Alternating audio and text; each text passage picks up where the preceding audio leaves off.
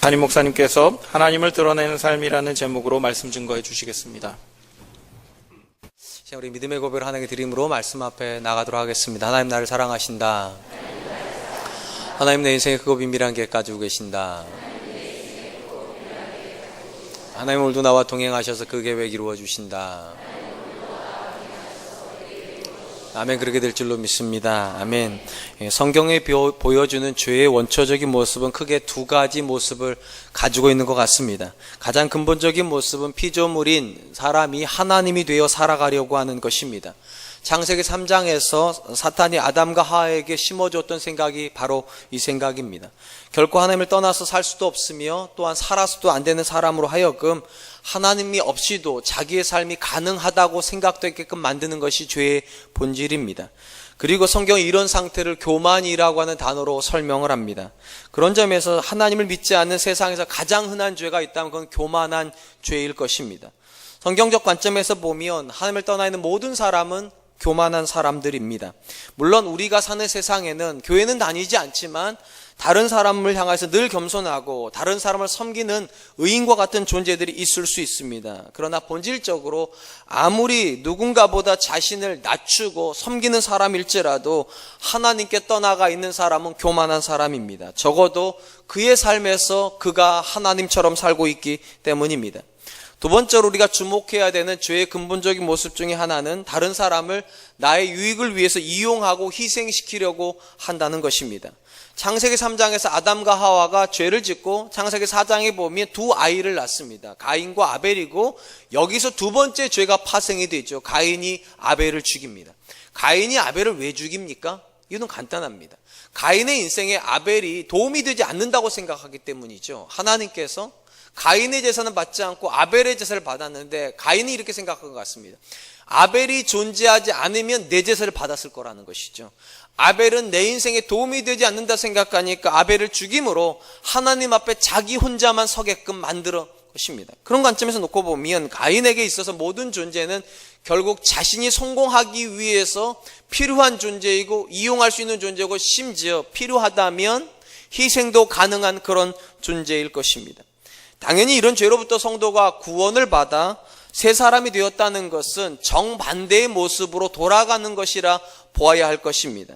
스스로 하나님처럼 살았던 존재가 예수님을 만나면 그는 하나님을 떠나서는 자기가 아무것도 할 수 없다는 사실을 인정합니다. 그리고 하나님을 하나님의 자리로 올려드리는 선택을 하게 되죠. 그래서 사도 바울은 이런 고백을 합니다. 이제는 내가 산 것이 아니라 내 안에 그리스도께서 사시는 것이라. 이제는 내가 내 삶의 주인처럼 살아서 내가 원하는 걸 내가 결정을 했다면 이제는 내가 그 자리에서 내려오고 하나님이 원래의 자리로 가시고 나는 종의 자리로 간다는 것입니다. 그래서 하나님이 결정하시면 내가 그 뜻을 이행하는 삶을 살게 된다. 또한 누군가 예수 그리스도를 만나게 되면 그는 다른 사람들을 희생시켜서 내 유익을 구하는 사람이 아니라 정반대 일이 벌어지죠. 내가 희생해서 그를 존귀케 만드는 그런 삶을 선택하게 됩니다. 예수님은 예수님 안에서 삶의 변화를 경험한 사람들이 마땅히 살아야 되는 삶의 모습을 이렇게 규정해 놓으셨습니다. 마태복음 5장 16절 이같이 너희 빛이 사람 앞에 비치게 하여 그들로 너희 착한 행실을 보고 하늘에 계신 너희 아버지께 영광을 돌리게 하라. 내가 하나님처럼 되는 사람들의 꿈은 사람들이 나를 주목하는 것입니다. 그런데 내가 그리스도 안에서 경험하게 되는 삶의 변화는 사람들이 나를 주목하는 것이 아니라 내 안에 계신 하나님을 주목하기를 원하는 것이죠. 내가 잘 돼서 사람들이 나를 칭찬하는 걸 원하는 것이 아니라 내 삶을 통하여서 일하고 계시는 하나님을 드러내라는 것이 예수님의 명령입니다. 그리고 예수님은 명령만 하신 것이 아니라 그분의 삶을 가지고 우리에게 그런 삶이 어떤 것인지를 직접 보여주시죠. 우리가 잘 아는 것처럼 예수님이 겟세마네 동산에 오르십니다. 십자가를 바로 앞에다 두시고 기도를 하시죠. 땀방울이 핏방울이 될 정도로 간절히 3번을 기도를 합니다. 내용은 이렇다는 거 다 아십니다. 아버지여 이 잔을 내게서 옮겨 주시옵소서. 근데 마지막 기도는 어김없이 이 기도의 끝자락에 가면 항상 기도가 바뀌죠. 그러나 나의 원대로 하지 마시고 아버지의 원대로 되기를 원하나이다.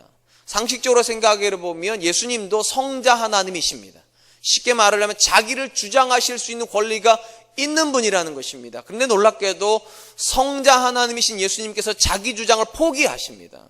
그리고 아버지의 뜻대로 되기를 원한다. 쉽게 말을 하면 하나님이신데도 하나님의 권리를 주장하지 않으시겠다는 게 예수님이십니다. 그렇게 해서 하나님이 하나님 되시도록 성부 하나님의 뜻이 이루어지도록 종의 자리로 내려가서 십자가를 지십니다.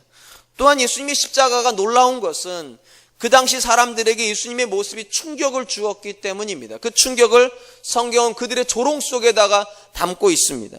마태복음 27장 42절, 그가 남은 구원하였으되 자기는 구원할 수 없도다. 그가 이스라엘의 왕이로다. 지금 십자가에서 내려올지어다. 그리하면 우리가 믿겠노라. 당시 사람들 눈에 예수님은 굉장히 독특한 존재입니다. 여러분, 예수님이 어떤 존재이십니까? 문둥병자를 고치시고 문둥병 나병 환자죠. 중풍병자를 치유하시고, 심지어 죽은 사람을 살리시고 무리를 걸으시고 오병이어로 5,000명을 먹이시는 정말 상상도 할 수 없는 능력을 베푸시는 분이신데, 놀랍게도 자기 자신에게는 그 능력을 쓰지 않으신다는 것입니다. 여러분, 사람이라는 존재가 어떤 존재입니까? 힘을 얻으면 그 힘을 가장 먼저 누구에게 쓰려고 합니까? 자기 자신에게. 자기를 유익하게 한 다음에 여지가 있으면, 여력이 남아있으면 다른 사람을 도와주는 것이 일반적인 예인데, 예수님은 그 모든 힘을 가지고 인류를 구원하는 데 쓰시고 자기 자신에게는 철저히 무능하시다. 굉장히 충격스러운 모습입니다. 이런 모습을 통해서 우리가 그리스도 안에 있다는 것이 어떤 의미인지는 결국 예수님처럼 사는 모습일 거라 생각이 됩니다. 나를 주장하는 것이 아니라 하나님이 내 인생의 진짜 하나님이 되시도록, 또한 그들을 희생을 하여서 나의 유익을 얻는 존재가 아니라 그들의 유익을 위해서 나를 희생하는 존재, 그런 삶을 살으라고 예수님께서 이렇게 말씀하시죠. 나를 따라오너라.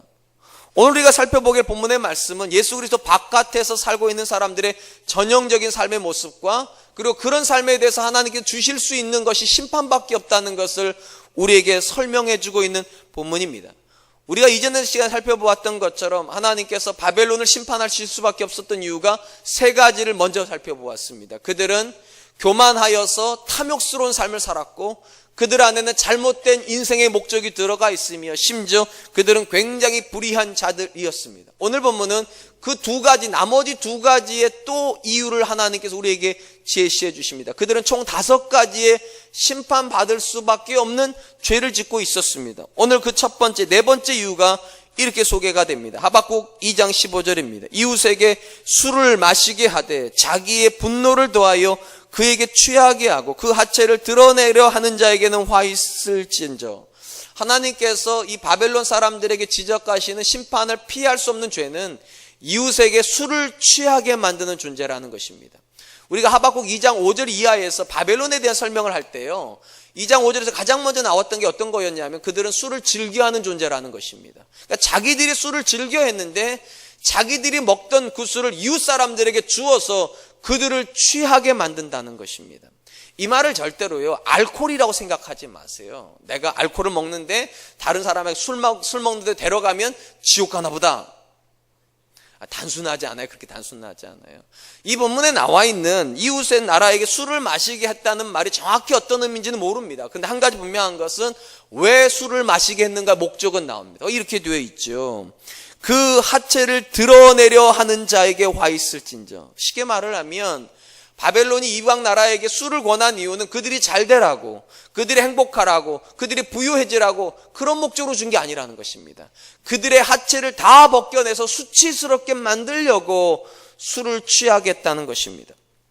특별히 우리 성경에 자기의 분노를 더하여라고 번역이 되어 있는 이 부분은 자기의 술병을 건네어서 이런 뜻으로도 번역이 가능합니다. 그러니까 바벨론이 자기들이 마시고 있던 그 술병을 이웃 사람들에게 주어서 그들로 마시게 하고 그들을 자기보다 더 만취하게 만들어서 결국은 싹 벗게, 수치를 완전히 드러내도록 만든다는 의미로도 해석이 가능하고, 그들의 것을 몽땅 뺏어왔다. 그러니까 취하게 한 다음에 인사불성이 되면 그들의 것을 완전히 다 벗겨내서 가지고 왔다는 그런 의미로도 해석이 가능할 것입니다. 우리가 이 부분을 이해하는데 도움이 되는 기록이 성경에 있습니다. 이사야서에 보면 히스기야 때에 남유다에 아수르가 쳐들어오는 이야기가 있죠. 우리가 잘 아는 것처럼 아수르가 북이스라엘을 먼저 점령을 했습니다. 그리고 이제 남유다를 점령하는 것이 자연스러운 수순이었어요. 상식적으로 생각을 해보면 북이스라엘은 10개 지파가 만든 나라고 남유다는 2개 지파가 형성된 나라이니까 10개 지파가 무너졌다면 2개 지파는 당연히 무너지는 겁니다. 근데 놀라운 것은 하나님께서 남유다를 살려내시죠. 우리가 김용호 목사님이 설교하신 내용으로 우리가 기억하시겠지만 히스기야가 병들었던 시절에 아수르가 쳐들어왔어요. 이 2가지 내우 외환의 사건 속에서 히스기야가 기도하자 하나님께서 히스기야의 병을 낫게 해주셨을 뿐만 아니라 18만 5천 명의 아수르 군대를 하루아침에 죽이셨습니다. 그래서 이스라엘이 존재할 수 있게 됐어요. 사실은 이 사실이 굉장히 충격을 주었던 것은 남유다 사람들에게만 충격은 아니었습니다. 바벨론 사람들에게도 충격이었어요. 왜냐하면 그 당시까지만 해도 아수르가 기존의 강대국이었고 바벨론은 신흥 강대국으로 발돋움하려고 하는 그런 찰나였어요. 바벨론 입장에서는 아수르가 역사에서 사라져야지만 자기들의 시대가 오는데 어떻게 해볼 도리가 없었는데 놀라운 소식을 하나 듣게 됩니다. 그들로부터 멀리 떨어져 있는 한 조그마한 나라가 아수르를 이겼다는 거예요. 가능성이 생긴 거죠. 이 나라하고 연합을 하면 아수르를 무너뜨릴 수 있겠구나. 그래서 이 바벨론 사람들이 사신을 보냅니다. 그 이야기가 이사야서 39장 1절에 기록이 되어 있습니다. 그때에 발라단의 아들 바벨론 왕 무로닥 발라단이 히스기야가 병들었다가 나았다함을 듣고 히스기야에게 글과 예물을 보낸지라. 사실은 히스기야가 병들었다 나았기 때문에 보낸 게 아니죠. 아수르를 이겼다는 소식을 듣고 핑계를 이제 히스기야 병들었다 나았다는 것으로 핑계 삼아서 사신을 보내고 거기다가 뭐라고 되냐 글과 예물을 보냈다. 예물이라고 하는 것은 뭐 할 때 드리는 겁니까? 존경을 표할 때 이렇게 높여줄 때 쓰는 거 아니겠습니까? 그러니까 무로닥 발라단 입장에서는 사신을 보내가지고 어떻게 했었든지 히스기야의 마음을 얻어서 두 나라가 연합을 해서 바벨론을 무너뜨리려고 하는데 계획이 있었을 것입니다. 여러분 한번 생각해 보세요. 히스기야 입장에서는요, 자기들이 걸어서 52일을 가야지만 만나는 나라에서요, 왕이 사신을 보냈어요. 그냥 보낸 것도 아니라 예물까지 챙겨서 보냈으면 기분 좋겠죠. 이거 안 좋을 수가 없죠.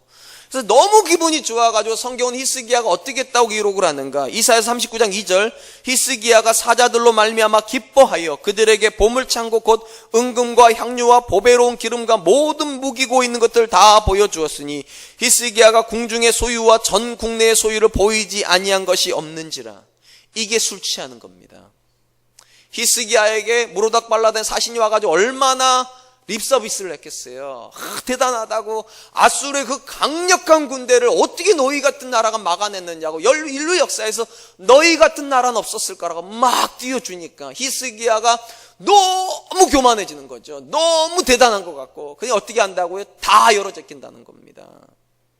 창고를 열어 제끼고 무기고를 열어 제끼고 온 성에 충만한 것을 다 보여줍니다. 발가벗겨지는 것이죠. 한번 생각해 보세요. 여러분, 바벨론이요, 그 군기고 보고 어떤 생각이 들었겠어요? 그 큰 나라가, 그 조만한 나라의 군기고에 감동했겠습니까? 별거 없구나. 재물을 보여줍니다. 여러분, 얼마나 감동이 있었겠어요? 별거 없습니다. 이거 우리가 먹으면 되겠구나. 그런 생각을 했겠죠. 그 좁은 나라에 그 조그만한 병기고를 열어 제끼고 그 조만한 보물창고 열어준다고 바벨론이 뭐 그렇게 유익했겠어요? 근데 어쨌든 간에 허물을 다 드러냈습니다. 그리고 그들은 돌아갑니다. 그때 하나님께서 히스기야에게 뭐라고 말씀을 하시는가? 이렇게 말씀합니다. 이사야 39장 6절 보라, 날이 이르리니 내 집에 있는 모든 소유와 내 조상들이 오늘까지 쌓아둔 것이 모두 바벨론으로 옮긴 바 되고 남을 것이 없으리라. 여호와의 말이니라. 여러분, 상식적으로 생각을 해보세요. 히스기야가 병들었을 때, 또 아수르가 쳐들어왔을 때 그가 어떻게 했습니까? 그거 아무것도 없어요. 군대를 가지고 나가서 싸운 것도 아니고 무기를 들고 나가서 나라를 지킨 것도 아닙니다. 그가 한 것은 오직 하나님을 붙잡는 것이었고, 하나님께서 그의 병을 고쳐주시고 하나님이 아수르의 침략으로부터 그의 나라를 지켜주셨어요. 그러면 무로닥 발라단이 사신을 보냈을 때 그가 자랑해야 될 대상은 절대로 군기고 아니죠. 절대로 보물창고 아니죠. 절대로 온성의 부요가 아니죠. 오직 하나님을 자랑했어야 돼요. 이렇게 말했어야 되죠. 우리 안에 있는 군기고에 별로 무기도 없다고, 보물돌이 별로 없다, 우리 힘도 없다고. 그런데 우리가 구하는 하나님이 살아계셔서 18만 5천 명의 아수르의 대군을 하루아침에 진멸하셨다고. 그랬다면 여러분, 바벨론 사람들이 사지가 떨렸을 겁니다. 무섭지 않겠어요? 아무리 봐도 짜그나한 나라인데, 아무리 봐도 그 정도 강력한 힘이 없는데 도대체 아수르를 어떻게 이긴 거냐고. 그랬다면 아무 문제 없었을 것입니다. 근데 바벨론이 그들의 안에다가 술을 취하게 만든다니까요. 너 잘났다고, 너 훌륭하다고. 그 술을 받아 먹으니까 정신이 흐릿흐릿해지는 것이죠. 하나님이 하신 일인데 마치 내가 잘나서 그렇게 된 것처럼. 여러분, 세상이 여러분들에게 하는 일이 그런 겁니다. 분명히 여러분이 잘 되시면 기억하세요. 하나님이 은혜 주셔서 잘 된 것인데, 세상은 여러분들에게 술을 먹여요. 네가 잘나서 그렇게 된 거라고. 참 사람이 똑똑하다고, 참 사람 훌륭하다고. 그러면 교만이 받쳐 올라가지고 내가 이렇게 했다고, 내가 이거 했다고. 결국 모든 수치를 다 드러내고 나면 하나님께서 결국은 주신 은혜를 다 뺏어가 버리신다는 것이죠. 사랑하는 성도 여러분, 우리 주변에 있는 사람들 중에 어떤 사람이 나한테 위험한 사람일 거라고 생각하십니까? 나로부터 멀리 있는 사람이요? 그래서 나를 대적하고 소문내고 근거도 없는 이야기로 중상모략하는 그런 사람이 내게 위험한 사람입니까? 맞아요. 그 사람들도 분명 위험한 사람인 거 틀림이 없어요. 그런데 치명적으로 위험한 사람은 아니에요. 왜냐하면 그렇게 소문내는 사람은 언젠가 들통납니다. 소문이 타고 내 귀에 들어온단 말이죠. 나를 아는 사람이 와서 이렇게 말해줄 거예요. 나 그 사람 그렇게 안 봤는데 너를 정말로 욕하더라. 너에 대해서 이렇게 얘기하던데 그거 맞아? 그러면 알게 돼요. 결국은 알게 됩니다. 그럼 어떻게 하면 됩니까? 조심하면 돼요. 그 사람에게 내가 말 조심하면 되고 행동거지 조심하면 그 사람은 더 이상 나에게 위협이 되지를 않습니다. 정말로 치명적으로 위험한 사람은 멀리 있는 사람이 아닙니다. 여러분 가까이 있는 사람입니다. 가까이서 여러분 칭찬해 주는 사람이요. 가까이서 여러분 높여주는 사람이요. 가까이서 여러분 위로해 주는 사람이요. 가까이서 여러분 격려해 주는 사람이요. 그게 오늘 바벨론이에요. 그들을 위해 주는 것 같아요. 그들을 높여주는 것 같아요. 그들을 칭찬하는 것 같아요. 그래서 교만하게 만들어요. 그래서 모든 허물을 다 드러내게끔, 속을 다 비워내게끔, 그리고 어느 시점이 되면 뒤통수를 치죠. 여러분, 배신이라는 단어가 언제 쓰이는 겁니까? 내가 전혀 모르는 사람에게 배신을 많이 당합니까? 아니죠. 내 가까이 있는 동창한테 배신당하잖아요. 심지어 내 배우자에게 배신당하고 내 형제에게 배신당하고 가장 가까이 있는데, 그래서 나를 믿어주는 것 같기도 하고 나를 칭찬해주는 것 같기도 하고 나를 신뢰해주는 것 같기도 하는데 결국은 나를 다 벗겨내는 사람이에요. 성경적으로 볼 때 하나님께서 가장 미워하는 사람이 어떤 사람일 거라 생각하십니까? 예수님께서 이 땅에 계실 때 가장 미웠던 사람들이 누굽니까? 종교 지도자들이죠. 왜요? 그들은 외식하는 자들이에요. 이 안에는 다 썩어 있는데 겉이 썩어 있지를 않아요. 그러니까 겉과 속이 달라요. 안에가 썩어 있으면 썩은 말이 나와야 되는데 썩었는데 좋은 말이 나와요. 그러니까 사람들이 속아요. 그 사람이 좋은 사람인 줄 알고. 그래서 예수님께서 외식하는 자들에게 저주를 선포하시죠. 그러면서 예수님 뭐라고 말씀하십니까? 누가복음 11장 40절, 어리석은 자들아, 겉을 만드신 이가 속도 만들지 아니하셨느냐? 왜 속은 썩어 있으면서 겉은 그렇게 멀쩡한 척 얘기하냐고.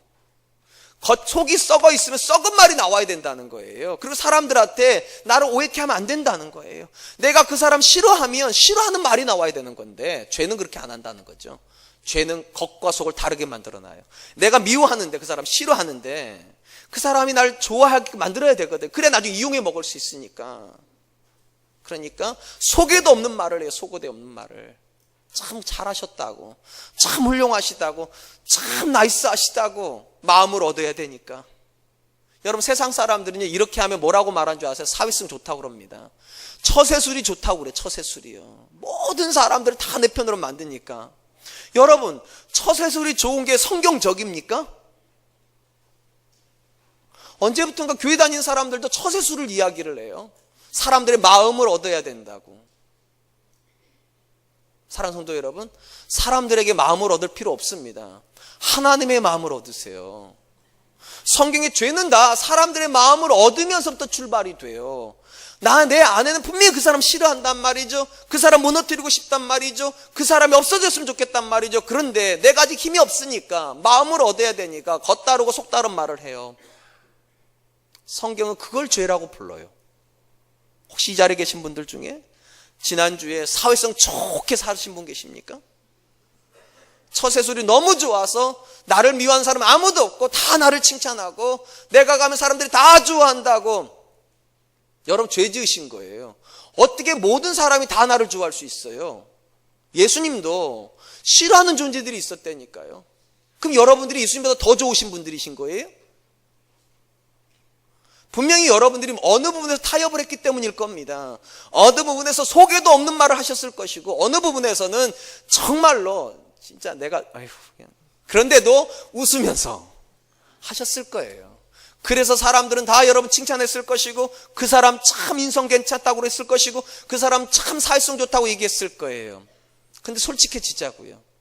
정말 여러분 속도 그 사람을 사랑해서 그 말씀 하셨습니까? 정말 그 사람이 잘 되기를 원하셔서 그렇게 위로해 주셨습니까? 정말로 그 사람이 나보다 더 잘 되기를 원하셔서 그렇게 칭찬하셨습니까? 그렇다면 여러분은 하나님께 사랑받을 만한 사람들입니다. 근데 그런 것과 상관없이 내가 잘 돼야 하니까, 내가 좋은 사람으로 인정받아야 되니까, 내가 성공해야 돼서 그 사람이 필요해서 그랬다면 바벨론과 여러분과 저가 뭐가 다릅니까? 그들도 자기 술병을 줬다니까요. 마시라고. 히스기야에게 사람들을 보낼 때 그냥 보낸 게 아니라니까요. 글과 예물을 통해서 보내서 칭찬을 마음껏 해줬다니까요. 그래서 교만하게끔 만들어줬다니까요. 전 저와 여러분들이 누군가에게 그런 사람 안 됐으면 좋겠어요. 속에도 없는 말로 그 사람 높여주지 않았으면 좋겠어요. 여러분, 교만하게 만들지 마세요. 누군가를요. 여러분들이 하는 그 말 한마디 때문에 누군가가 교만해지면 그건 죄 지은 거예요. 그리고 하나님 반드시 그 사람 심판하시겠다고. 그러면서 하나님께서 바벨론의 모든 수치를 드러내시는 심판을 계획하신다고 말씀하십니다. 그게 16절 말씀이에요. 내게 영광이 아니요 수치가 가득한즉 너도 마시고 너의 할례 받지 아니한 것을 드러내라. 여호와의 오른손의 잔이 내게로 돌아올 것이라. 더러운 역이 내 영광을 가리리라. 하나님께서 다른 사람을 속여서 무너뜨리고 그들의 것을 다 빼앗아 와서 자신의 탐심을 채우고 있는, 스스로 자기를 영광스럽게 포장하고 있는 바벨론을 향해서 뭐라고 말하는가? 너희가 수치가 있다고 말합니다. 영광이 있다고 말하잖아요. 너희 영광이 수치라고. 그러면서 하나님 뭐라고 말씀하십니까? 너희도 마시고 취하랍니다. 너희도 마시고 취하라고. 이번에 바벨론에게 누가 술을 줬는가? 이렇게 되어 있어요. 하나님이 오른손의 잔으로 내게 돌아올 것이라고. 하나님이 먹이시는 거예요. 그러니까 바벨론은 이방 사람들에게 술을 먹이면 하나님은 바벨론을 또 술 취하게 만드신다는 거예요. 똑같이요. 그러면서 뭐라고 하시는가? 여호와의 오른손의 잔이 내게로 돌아올 것이다. 여러분, 유대인들에게 오른손은 강력함을 상징합니다. 그냥 대충 먹이시는 게 아니라는 거죠. 완전히 무너뜨릴 만큼 먹이시겠다는 거예요. 왜요? 그들이 다른 나라를 그렇게 했기 때문에요. 그러면서 그들이 했던 구체적인 행동 하나를 언급하십니다. 그게 17절입니다. 이는 내가 레바논에 강포를 행한 것과 짐승을 죽인 것과 곧 사람의 피를 흘리며 땅과 성읍과 그 안에 모든 주민에게 강포를 행한 것이 내게로 돌아오리라. 여기 이는이라고 번역되어 있는 단어는요, 왜냐하면이라는 뜻입니다. 하나님께서 왜 바벨론에게 하나님의 오른손에 잔을 주셔서 그들을 취하게 만드시는가? 그들이 레바논 사람들의 한 행동 때문이라는 거예요. 여러분, 레바논 하면 딱 떠오르는 단어가 하나가 있죠. 구약 성경에 레바논 하면 떠오르는 게 백향목입니다. 레바논에서는 백향목이 자라고 온갖 나무들이 자라서 성전을 지을 때, 또 솔로몬의 왕궁을 지을 때 이 레바논에서 가지고 오죠. 그래요. 네. 여기 보니까 바벨론이 레바논에게 어떤 행동을 했대요. 근데 이게 성경 기록이 안 돼요. 도대체 무슨 행동을 했을까? 근데 추측해 볼 수 있는 문장이 있습니다. 그게 이사야서에 나와요. 이사야서 14장 8절. 향나무와 레바논의 백향목도 너로 말미암아 기뻐하여 이르기를 내가 넘어져 있은즉 올라와서 우리를 베어버릴 자가 없다 하는도다. 이사야서에서 하나님께서 바벨론을 심판에 대한 예언을 하세요. 그리고 바벨론의 심판이 선언될 때 누가 제일 좋아하는가? 레바논의 백향목들이 제일 좋아한답니다. 우리가 가끔 그런 얘기를 하잖아요. 그 모세의 장모님 댁에서 모세가 오면 제일 싫어하는 게 뭔지, 아니 모세가 아니고 베드로의 장모님 댁에서 베드로가 오면 제일 싫어하는 게 누군지 아세요? 그게 닭이랍니다. 무슨 말인지 아시겠죠? 이런 의미가, 제가 농담한 거예요, 농담이요. 또 그것 때문에 또 목숨 걸지만 성경 어디 있나 그런 내용이. 그러지 마시고, 우리 성경에 그렇게 기록이 되어 있다는 거예요. 바벨론이 무너질 때 누가 제일 기뻐하냐? 레바논의 나무들이. 이게 무슨 말인가 도대체. 성경이 이렇게 되어 있어요. 우리를 올라타고 와서 우리를 벨 자가 쓰러졌다고. 얼마나 베어댔으면, 얼마나 레바논 땅에 있는 백향목들을 베어버리고 나무들을 베어버렸으면 그곳에 있는 나무들이 바벨론이 무너졌다는 얘기 때문에 기뻐한대요. 모르긴 몰라도 오늘 우리가 읽은 이 본문 말씀과 연결해 생각을 해보면 그들은 분명히 바벨론 사람들, 레바논 사람들에게 사진을 보냈을 겁니다. 그리고 한껏 또 칭찬해 줬을 거예요. 너희 숯불이 얼마나 웅장하냐고, 너희는 신에게 복받은 민족이라고, 너희 같은 나라가 열방을 다스려야 된다, 우리랑 손잡아서 열국을 다스리자고 분명히 그랬을 겁니다. 그러자 레바논 사람들은 또 마음이 확 열려가지고 그들을 다 받아들였을 것이고, 받아들이자마자 그들은 도끼 들고 칼 들고 숲으로 가가지고 엄청나게 베어졌겠을 거예요. 왜냐, 무기가 필요하니까요. 다른 나라를 정복해야 될 무기가 필요하니까요. 그래서 거기 보면 강포란 단어가 쓰이는 거예요. 자신들의 목적을 숨기고 들어가가지고 그들을 완전히 유린해버린다는 거예요. 하나님께서 그걸 보시고 나서 말씀하시는 거예요. 너희도 취하라고. 내가 너희를 차마 더 이상 견디질 못하겠다고. 어떻게 너의 유익을 위해서 그렇게 다른 사람을 쉽게 유용해 먹냐고. 사랑하는 성도 여러분, 하나님께서 다른 사람을 속여서 자기의 유익을 챙기는, 그래서 자기의 영광을 높이는 것을 영광이라고 말하지 않음을 명심하시오. 수치라고 말씀하세요. 다른 사람을 이용해서 내 영광을 구하는 것이 수치가 된다고 말하는 것은 우리에게 굉장히 도전을 줍니다. 왜냐하면 우리가 살고 있는 사회는 과거나 지금이나 다 결과론을 신봉을 합니다. 결과만 좋으면 모든 과정은 다 용서가 되죠. 그래서 쿠데타가 성공을 하면 쿠데타가 안 되는 거죠. 실패를 해야 쿠데타가 되는 겁니다. 성공하면 쿠데타가 아니에요. 그건 국가를 세우는 과정일 뿐이에요. 그러니까 결과론으로 우리는 신봉합니다. 그래서 오죽하면 우리는 뭐로 가도 서울만 가면 된다고, 개처럼 벌어서 정승처럼 쓰면 된다고, 그런 식으로 우리는 결과를 신봉을 합니다. 그런 관점에서 놓고 보면 결과만 좋기 위해서 얼마든지 죄 지을 수 있습니다. 당연히 성경은 결과론일 수가 없어요. 왜냐, 죄가 동원되면 안 되거든요. 성경은요. 오히려 성경은 과정론이에요. 어떻게 그 자리까지 갔는가가 중요한 것이지 그 자리 자체가 중요한 게 아니에요.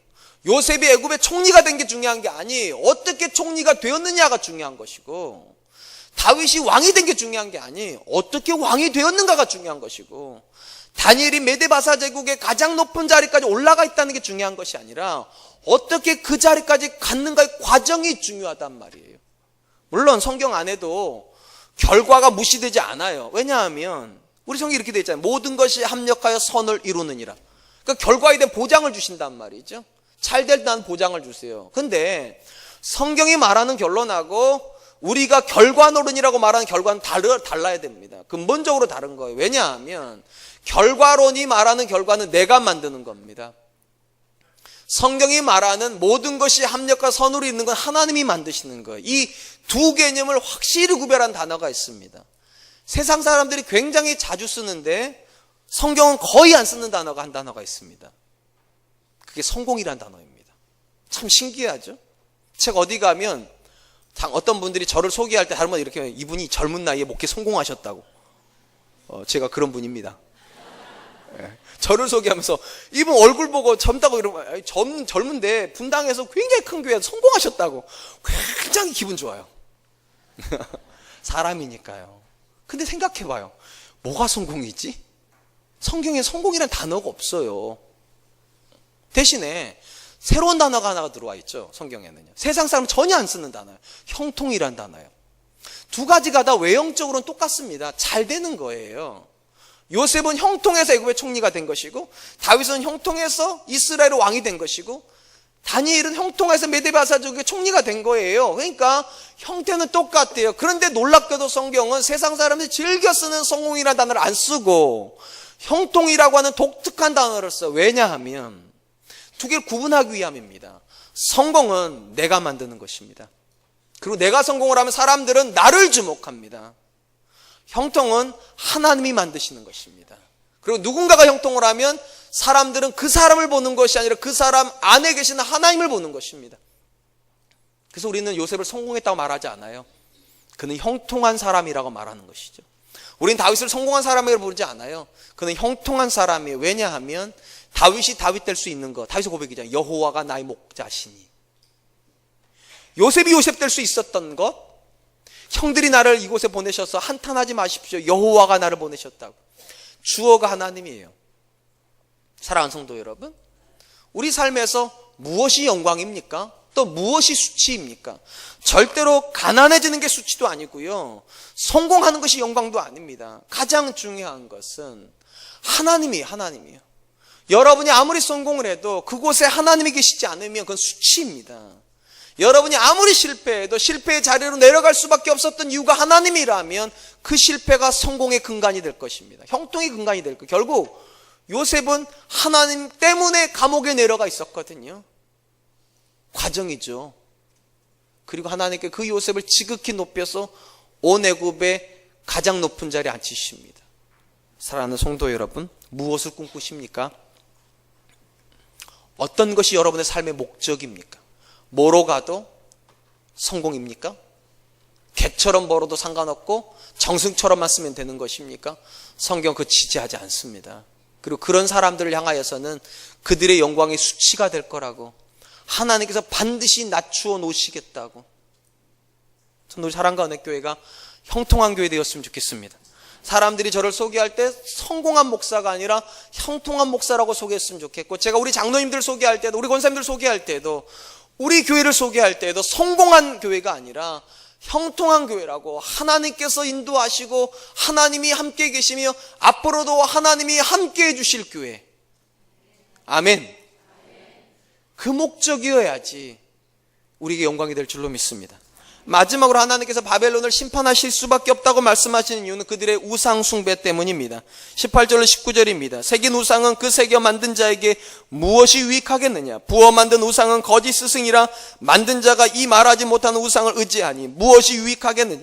나무에게 깨라 하며 말하지 못하는 돌들에게 일어나라 하는 자들에게 화 있을진저 그것이 교훈을 베풀겠느냐? 보라, 이는 금과 은으로 입힌 것인즉 그 속에는 생기가 도무지 없느니라. 바벨론에 대한 심판에 대한 이야기를 하시다가 갑자기 우상 숭배에 대한 이야기로 전환을 해요. 이유는 간단합니다. 이 바벨론도 그 당시 모든 이방 나라들과 같이 우상을 숭배하는 나라였기 때문입니다. 그들은 하늘의 신을 섬겼고 땅의 신을 섬겼으며 바다의 신을 섬겼고 폭풍의 신을 섬겼고 심지어 그들의 신들의 부인까지 섬겼어요. 그래서 여신이 등장을 하죠. 그러니까 어마어마한 신을 섬겼어요. 근데 우상 숭배를 했다는 게 문제가 아니라 바벨론이 힘을 얻으면 얻을수록 그들이 원하든 원하지 않든 간에 그들이 섬기는 신이 이방의 나라의 전염이 됐다는 것이죠. 일반적으로 구약 개념도 마찬가지입니다. 왜 이스라엘이 우상 숭배를 했을까요? 다른 나라가 강성한 이유가 그들이 섬기는 신 때문이라 생각했기 때문입니다. 그러니까 한 나라가 강해지면 반드시 그 나라의 신도 같이 힘을 얻어요. 그러니까 바벨론이 힘을 얻으면 당연히 이스라엘뿐만 아니라 모든 나라가 우상화되는 건 너무 당연한 것입니다. 그래서 하나님께서 바벨론을 무너뜨리심으로 뭐가 헛것이라는 걸 보여주신다는 겁니까?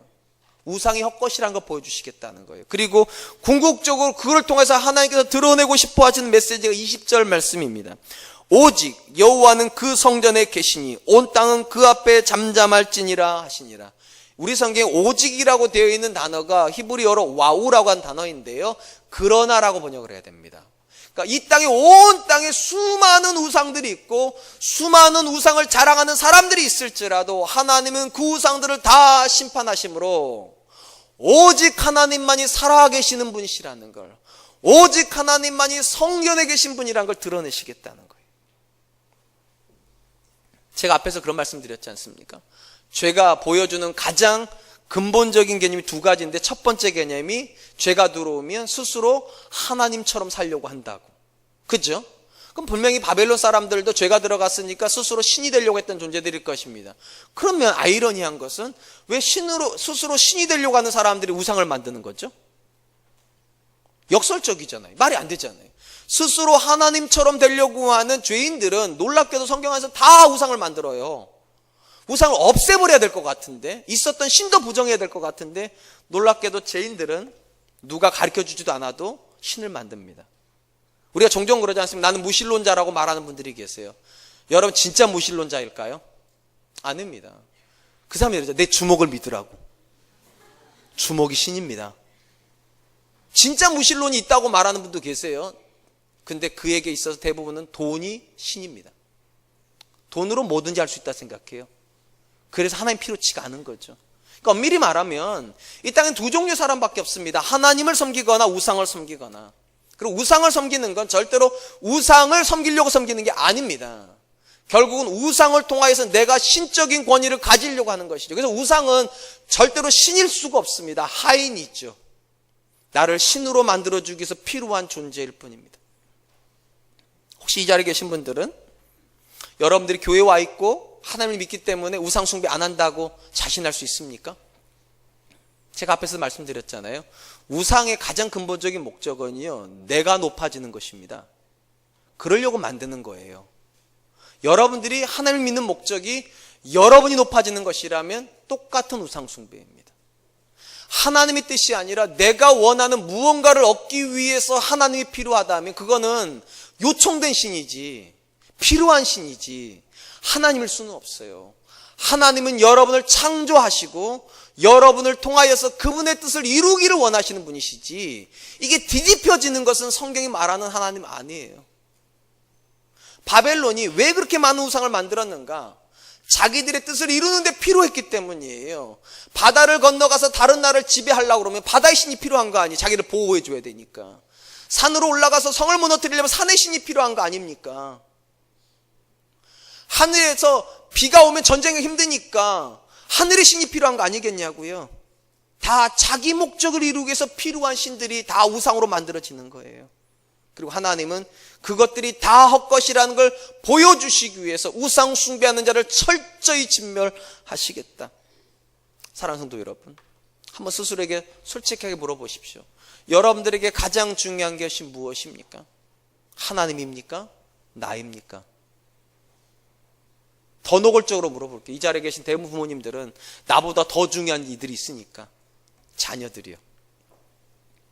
하나님이 여러분들에게 더 중요합니까? 자녀가 더 중요합니까? 거기서 자녀라고 하는 말이 나오는 순간 우리 우상 숭배하고 있는 겁니다. 자녀의 뜻을 이루기 위해서 하나님을 희생시키거든요. 자녀의 성공을 위해서 하나님을 희생시키거든요. 자녀의 결혼을 위해서 하나님을 희생시키거든요. 그리고 그런 존재에게 하나님께서 심판을 선언하시는 거예요. 왜? 그래야지만 하나님이 유일한 하나님이란 게 드러날 것이니까. 사랑하는 성도 여러분, 저는 우리 사랑과 은혜 교회가 입술로만 하나님을 고백하는 사람이 아니라 우리의 삶의 고백이 하나님이길 축원드립니다. 예수님께서 십자가상에 올라가기 마지막 지점에서 기도한 게 무엇입니까? 나의 원대로 하지 마시고 아버지의 원대로 되기를 원하나이다. 나를 쳐서 복종시키는 거예요. 그게 신앙입니다. 이제 말씀을 맺으려고 합니다. 죄가 한 사람 인생에 들어오면 죄는 반드시 두 가지 모습을 보여주게 되어 있습니다. 내가 신적인 존재가 되고 싶어요. 내가 모든 것 위에 높아지기를 원하고 이 목적을 이루기 위해서 사람들을 자기의 방법을 따라서 수단과 방법을 가지고 이용해 먹으려고 합니다. 내가 누군가를 칭찬할 때도 이유는 간단해요. 그 사람이 내게 도움이 되니까. 내가 누군가의 편에 서 있는 이유도 간단해요. 대부분 사람들은 언젠가 그 사람이 나한테 도움이 될 거니까.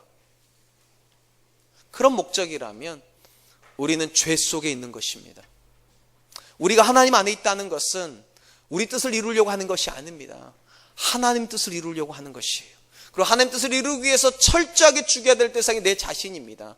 나를 쳐서 복종시키고 다른 이들에게 나를 낮출 수 있게끔 만드는 것, 그것이 복음이죠. 사랑하는 성도 여러분, 한번 스스로에게 물어보시기 바랍니다. 여러분들은 누구를 드러내고 싶으십니까? 여러분의 삶에서 정말로 주목받기를 원하는 대상이 누구입니까? 여러분이십니까? 그래서 이 자리에서 기도하십니까? 아니면 하나님이십니까? 그래서 이 자리에서 헌신을 다짐하십니까? 아무튼 저와 여러분들이 후자였으면 좋겠어요. 하나님, 내가 여기 있습니다. 하나님 뜻을 이루기 위해서 나를 쓰십시오. 하나님, 내가 여기 있습니다. 내 자녀를 위해서 나를 통하여서 그 자녀를 만나 주십시오. 저는 우리 사랑과 은혜교회가 고백하는 믿음의 고백은 바벨론의 고백과 달랐으면 좋겠습니다. 하나님의 아들의 고백으로 갔으면 좋겠어요. 아버지여, 나의 원대로 하지 마시고 아버지의 원대로 되기를 원하나이다. 이번 한 주간이 하나님의 뜻이 내 뜻을 이기는 한 주간 되시기를 주님의 이름으로 축원드리겠습니다.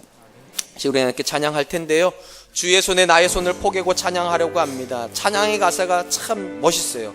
이제는 내가 사는 것이 아니요 오직 주를 위해 사는 것이라. 주의 손에 나의 손을 포개고 또 주의 발에 나를 포개고 나 주와 함께 죽고 또 주와 함께 살리라. 영원토록 주 위에 살리라. 우리 안에 있는 모든 바벨론의 고백들은 버리고 주를 위해서 내가 존재하는 그 고백으로 하나님께 나아가는 이 시간 되었으면 좋겠습니다. 찬양하도록 하겠습니다.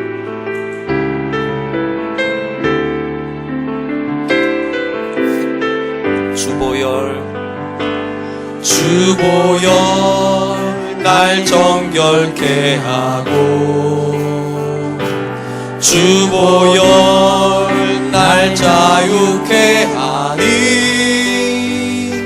주 앞에 나 예배하는 이 시간 나의 모든 것을 주께 드리네. 주의 손 날 위에 지키셨고 주의 발 날 위에 맡기셨으니 이제는 내가 사는 것이 아니요 오직 주를 위해 사는 것이라. 주의 손에 나의 손을 포개고 주의 손에 나의 손을 포개고 또 주의 발에 나의 발을 포개어 나 주와 함께 죽고 또 주와 함께 살리라. 영원토록 주 위에 살리라. 주의 손에 나의 손을 포개고 또 주의 발에 나의 발을 포개어 나 주와 함께 죽고 또 주와 함께 살리라. 영원토록 주 위에 살리라. 주 위에 살리라. 사랑하는 성도 여러분, 지난 한 주간 어떻게 사셨습니까? 내 유익한 목적을 위해서 누군가가 필요하기 때문에 그를 칭찬하고 마음에도 없는 거짓된 칭찬과 격려를 그에게 하면서 스스로 나는 참 좋은 사람이라고, 나는 참 좋은 성품을 가지고 있다고 그렇게 속이며 살지는 않았습니까? 하나님께서 가장 미워하시는 모습이 겉다르고 속다른 모습인데 속에는 그런 마음도 없는데 내 겉으로만 내가 사람들에게 좋은 사람 비춰줘야 되는 강박 때문에 사셨다면 우린 죄 지은 것입니다.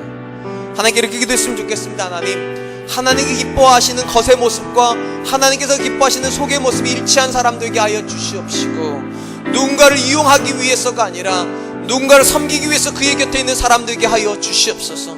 또한 하나님, 우리에게 주신 신앙의 목적이 우상 숭배가 되지 않게 하여 주시고 나를 쳐서 목종시킴으로 내 삶에서 하나님 뜻이 이루어지기를 원합니다.